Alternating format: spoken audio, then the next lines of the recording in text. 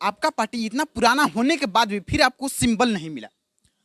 देखिए, socialist party India निश्चित तौर पर एक पुराना इसका इतिहास रहा है।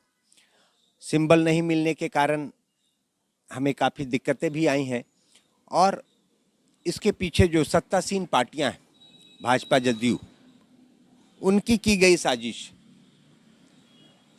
के तहत सोशलिस्ट पार्टी को रोकने का प्रयास इन दोनों ने मिलकर किया है। और जब 10 अगस्त को 10 अगस्त को राष्ट्रीय सम्मेलन पटना में हम लोगों का हुआ था, उस समय जब हम लोगों ने घोषणा की कि सभी 243 सीटों पर चुनाव लड़ेंगे, उसके बाद जब हमारा प्रचार अभियान शुरू हुआ, 3000 से ज़्यादा आवेदक चुनाव लड़ने के लिए उन लोगों ने आवेदन किया। और ये ऐसे लोग थे जो पहले से किसी नेता के घर घराने के लोग नहीं थे, ये सामान्य लोग थे, राजनीति में आने की रुचि रखने वाले सामान्य लोग। सभी को पता चल गया था कि सोशलिस्ट पार्टी जनसाधारण को चुनाव लड़ने का भी मौका देगी और 3000 से ज़्यादा लोगों ने आवेदन किया। और सिंबल के लिए जो अप्लाई करना होता है, जिस समय हम लोगों ने आवेदन भी कर दिया था चुनाव आयोग के पास, चुनाव आयोग ने पुनः कुछ प्रश्न हम लोगों से पूछे थे। हम लोगों से 3 साल का ऑडिट रिपोर्ट मांगा था, वह भी हम लोगों ने समय पर, जिस समय उन्होंने मांगा था उस समय के भीतर ही हम लोग दे दिए थे। इस अनुसार हमें सिंबल मिलना ही मिलना चाहिए था, लेकिन चुनाव आयोग और भाजपा और जदयू, इन तीनों ने मिलकर सोशलिस्ट पार्टी को सिंगल सिंबल ऑल स्टेट के लिए मिलने में बाधा पहुंचाई, अपने प्रभाव का, सरकारी प्रभाव का इस्तेमाल किया।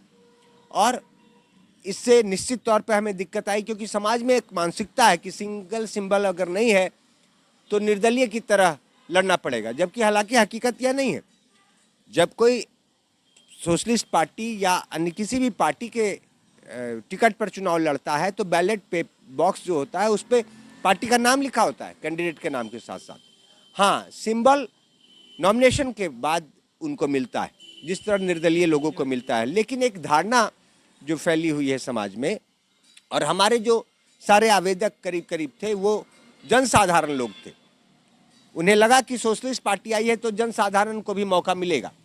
तो एक इन्वायरमेंट इससे खराब हुआ और हम लोगों का जो एक लाइन लगा हुआ था खड़े होने वाले लोगों का, उसमें बड़ी गिरावट देखने को मिली। और अभी मात्र 8 जगह हमारे प्रत्याशी खड़े हैं, दोनों चरण मिलाकर, पहले में 4, दूसरे में 4, और एक का नॉमिनेशन कैंसिल हो गया।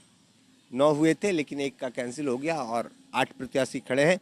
तो यह जो बड़ी गिरावट आई, इसके पीछे सत्तासीन पार्टियों की साजिश है।